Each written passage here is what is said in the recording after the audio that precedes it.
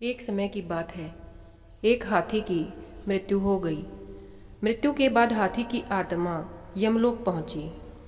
तब वहां पर हाथी के कर्मों का लेखा जोखा निकाला गया तो पाया गया कि हाथी अपने जीवन में काफी अच्छे से रह रहा है।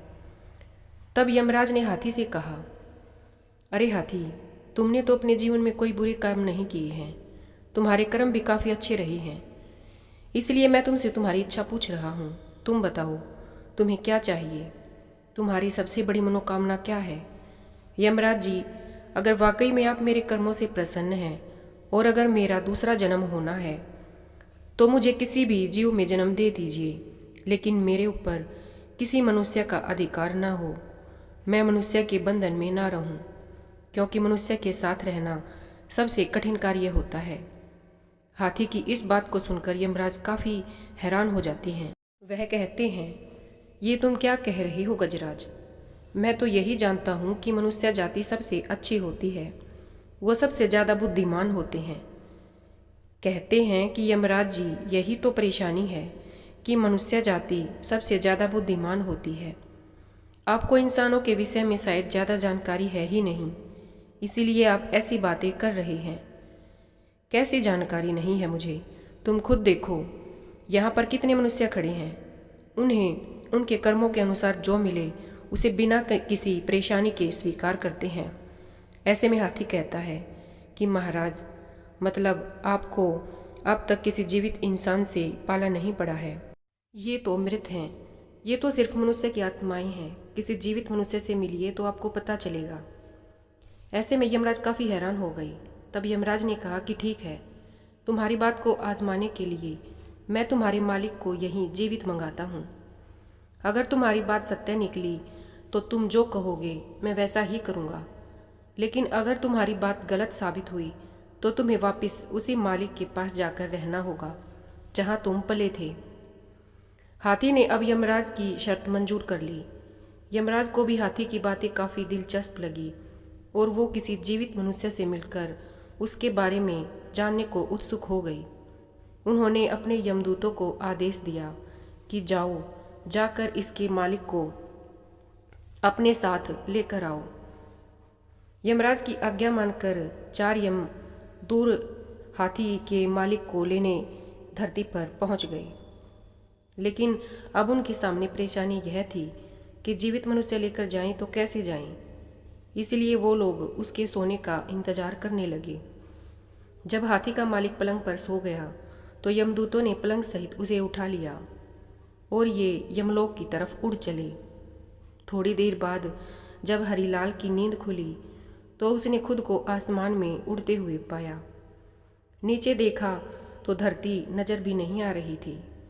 तब उसने उन 4 यमदूतों से पूछा कि आप कौन हैं? मुझे कहाँ लेकर जा रहे हो?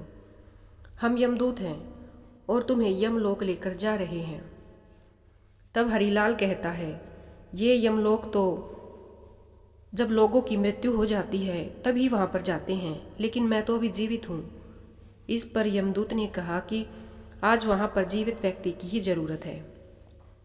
दरअसल एक हाथी ने यमराज से कहा है कि जीवित व्यक्ति को लेकर आओ, तब आपको पता चलेगा। अरे वो तो मेरा ही हाथी है जिसकी आज ही मृत्यु हुई है, लेकिन उसने मुझे ऊपर बुला लिया। तब परेशान हरीलाल ने कोई तरकीब लगाने की सोची ताकि उसका जीवन सुरक्षित रहे। इधर उधर देखने पर उसे उसके पलंग पर ही एक कलम और कागज मिल गया। उसने उस पर कुछ लिखा और थोड़ी देर में ही यमलोक पहुंच गई। जब वे यमराज के सामने पहुंचे तो यमराज जोर जोर से हंसने लगा और हाथी की तरफ देखकर बोला, ये लो, तुम्हारा मालिक आ गया। कहाँ ये अदना सा इंसान, ये भला क्या कर लेगा? थोड़ा सब्र कीजिए महाराज, आपको सब पता चल जाएगा। इधर आओ। लेकिन बीच में ही रुककर हरिलाल कहता है, यमराज, क्या आपको पता है कि मैं कौन हूँ? तभी यमराज कहते हैं, मैं तो सिर्फ इतना जानता हूँ कि तुम हाथी के मालिक हो। इसके अलावा मैं तुम्हारे बारे में कुछ भी नहीं जानता। अब तुम ही बता दो कि तुम कौन हो।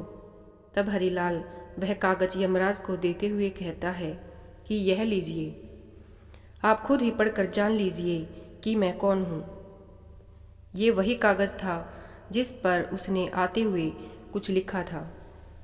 जब यमराज जी ने वो कागज़ खोलकर पढ़ा तो हैरान रह गई और अपने सिंहासन से नीचे उतर आई। इसके बाद यमराज ने खुद हरिलाल को अपने सिंहासन पर बैठा दिया। जैसे वो सिंहासन पर बैठा, उसने सबसे पहले यमराज से कहा कि यमराज जी, आज से यमलोक पर आपका शासन खत्म हुआ। आज से मैं यहाँ का राजा हूँ। जैसा कहूँगा हर किसी को वैसा ही करना होगा। तब हाथी कहता है कि अब देखिए यमराज जी, आगे आगे क्या होता है। तभी हरिलाल कहता है कि अब से स्वर्ग और नरक का झंझट खत्म। सभी के सभी स्वर्ग जाएंगे। अब देखते ही देखते नरक में रहने वाले सारे लोग स्वर्ग में आ गए। अब नरक का द्वार बंद कर दिया गया। जिस किसी की भी मौत होती वो सीधा स्वर्ग जाता। इधर हरिलाल मन ही मन में यह भी सोच रहा था कि जिस दिन मेरी सच्चाई यमराज के सामने आएगी, मुझे मार दिया जाएगा। ऐसा सोचकर उसने दान पुण्य करने शुरू कर दिए। चित्रगुप्त से कहा, जितने भी प्राणी हैं उनका हिसाब किताब करके मुझे बताओ, किसने कितने कर्म कितने कुकर्म किए हैं। तब चित्रगुप्त ने सबके बारे में बता दिया कि किसे कौन सी सज़ा मिलनी है। तब हरिलाल ने चित्रगुप्त से कहा, इन सब की सज़ा माफ़ कर दो, किसी को कोई सज़ा नहीं होनी चाहिए। तब हरिलाल हाथी की ओर देखकर बोला, क्यों गजराज, कैसे हो? तुम्हारी मृत्यु हुई तो मुझे भी अपने पीछे बुला लिया। हाथी हरिलाल के नज़दीक जाकर बोला कि मालिक, नीचे तो आप मेरे मालिक थे, लेकिन एक बात बताइए कि आप यमलोक के मालिक कैसे बन गए? हरिलाल ने कहा, ये राज की बात है, तुम्हें कैसे बता दूं? मालिक, मुझे भी इंसान बना देना, नीचे जाकर आपका नौकर बनकर रहूँगा, लेकिन यह राज मुझे बता दो। तब हरिलाल ने बताया कि जब यमदूत मुझे लेकर आ रहे थे तो मैं काफ़ी डर गया था। संयोग से मेरे पास एक कागज़ था। मैंने उस पर लिख दिया कि यमराज, धरती से जो मनुष्य आपके पास आ रहा है उसे अपना सिंहासन दे देना, और उसके नीचे मैंने भगवान विष्णु के हस्ताक्षर कर दिए। अब तो हाथी इंसानों की बुद्धिमानी से और भी ज़्यादा हैरान हो गया। फिर उसने हरिलाल से कहा कि मालिक, कृपा करके मुझे इंसान ही बनाना, मैं आपका नौकर ही बना रहूँगा। ठीक है, लेकिन ये बात किसी को मत बताना। हाथी ने भी हाँ में सिर हिला दिया। धीरे धीरे करके 7-8 दिन बीत गए। स्वर्ग में लोग बढ़ते जा रहे थे, नरक बंद था।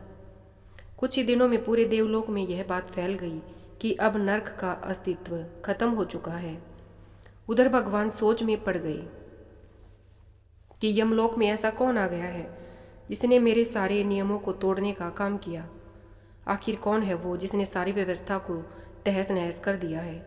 यह सोचकर भगवान विष्णु स्वयं यमलोक में आए और उन्होंने देखा कि यमराज यमलोक के द्वार के बाहर बैठे हैं। तब विष्णु भगवान ने उनसे पूछा, यमराज, तुम बाहर बैठे हो तो यमलोक को कौन चला रहा है? भगवान, ये आप क्या कह रहे हैं? आपने ही तो इंसान को मेरे स्थान पर नियुक्त किया है और आप भी इस तरह से अनजान बन रहे हैं। उसने मुझे कागज़ पर आपके हस्ताक्षर दिखाए थे। उसमें साफ साफ लिखा था कि मैं उसे यमलोक का सिंहासन दे दूं, और उस पर आपके हस्ताक्षर थे। आपको यकीन नहीं होता तो ये देखिए। भगवान विष्णु ने कहा, मैंने इंसान को यमलोक में नियुक्त किया है। मैंने तो ऐसा कभी नहीं किया। कौन है वो? फिर भगवान विष्णु थोड़ा सोचकर कहते हैं, यमराज, कहीं तुमने किसी जीवित मनुष्य को यमलोक में तो नहीं मंगा लिया? आप बिल्कुल सही कह रहे हैं प्रभु, मैंने जीवित इंसान को ही यमलोक में मंगवाया है। तभी यमराज ने शुरू से लेकर अब तक की सारी बात बताई। ऐसे में भगवान विष्णु को हंसी आ गई और वह मुस्कुराते हुए बोले कि यमराज, तुम अब भी नहीं समझ पाई कि उस मनुष्य ने तुम्हें झूठा पत्र दिया था। उस पर मेरे नहीं बल्कि उसके खुद के हस्ताक्षर थे जो उसने मेरे नाम से किए। अगर वो तुम्हें पत्र नहीं देता तो तुम उसे विद्वान नहीं समझते। तुमने उसकी होशियारी का अंदाजा कैसे लगता? भगवान विष्णु की यह बात सुनकर यमराज ने अपने सिर पर दोनों हाथ रख लिए और उन्हें सारा माजरा समझ में आ चुका था। और उन्होंने भगवान विष्णु से कहा, भगवान, इस मनुष्य की रचना तो आपने काफ़ी अद्भुत की है। जैसे ही भगवान विष्णु यमराज के साथ यमलोक आए, हरिलाल अपने सिंहासन से उठकर नीचे खड़ा हो गया और भगवान विष्णु से बोला, प्रभु, मुझे तो आपकी ही आशा थी कि आप कब आएंगे। मैं कब से आपका इंतज़ार कर रहा था कि कब आप आएंगे और आपके दर्शन होंगे और इस काम से मुझे मुक्ति मिलेगी। तब भगवान कहते हैं कि देखा यमराज, मनुष्य कितना शातिर होता है। जब इसने मुझे देखा तो मेरी खातिरदारी में, मेरी चापलूसी में लग गया, मुझे खुश करने में लग गया। किसी भी इंसान को समझना इतना आसान नहीं है। यमराज ने हाथी से कहा, गजराज, तुम शर्त जीत गई। मैं अब तक यही समझता था कि तुम देवताओं से अधिक समझदार और कोई भी नहीं है, परंतु मैं गलत था। आज तुम्हारी वजह से मेरे सारे भ्रम दूर हो गए। हम देवता सबसे होशियार नहीं हैं। अब क्योंकि हाथी यमराज से शर्त जीत चुका था, ऐसे में उसने यमराज से कहा कि यमराज जी, आप मुझे भी मनुष्य बना दें। यमराज ने उसकी शर्त मान ली और हरिलाल को वापस धरती पर भेज दिया। लेकिन यमलोक की सारी बातें उसके दिमाग से निकाल दी, यानी कि हरिलाल को यमलोक की कोई भी बात याद नहीं थी। वो फिर से आम जिंदगी जीने लगा। दोस्तों, इस कहानी से हमें यह सीख मिलती है कि इंसान को हर हाल में अपनी बुद्धि का इस्तेमाल करना चाहिए। अगर वह चाहे तो किसी भी मुसीबत का सामना आसानी से कर सकता है, जिस तरह हरिलाल ने किया।